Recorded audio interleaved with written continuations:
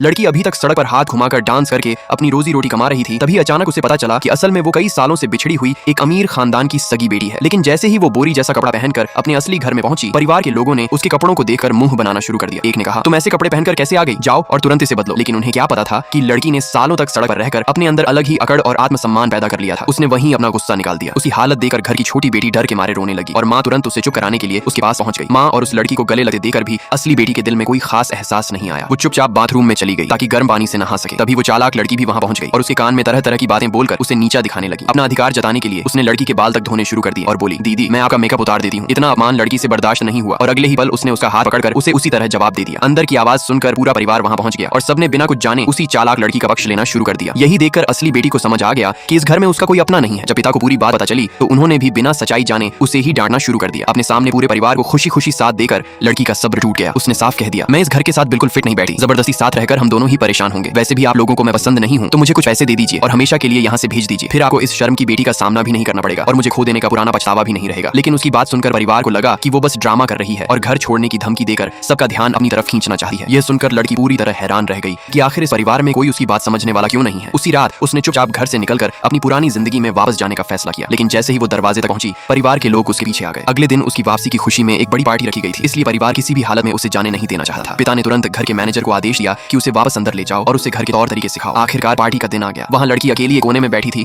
और उसे देखकर साफ लग रहा था कि वो इस पूरे माहौल में बिल्कुल अलग है। मेहमान भी उसे देखकर तरह तरह की बातें करने लगे। तभी उसकी मुंहबोली बहन समझ गई कि वो सच में इस घर को छोड़ना चाहती है। उसने लड़की से कहा कि अगर वो उसे कुछ पैसे दे दे तो वो उसे यहाँ से निकलने में मदद कर सकती है। लड़की ने बिना सोचे तुरंत हाँ कर दी, क्योंकि उसके लिए ये पैसे सिर्फ खुद को आजाद करने के लिए नहीं थे। उसे उम्मीद थी कि इन पैसों से उसकी दादी को वो गंदे और तेल से भरे बर्तन नहीं धोने पड़ेंगे और उसकी बहन को भी दिन रात फैक्ट्री में मशीन पर काम नहीं करना पड़ेगा। लेकिन दोनों अभी वहां से निकल ही रही थी कि लाइक सब्सक्राइब कर देना, भगवान आपको बहुत खुशी देगा।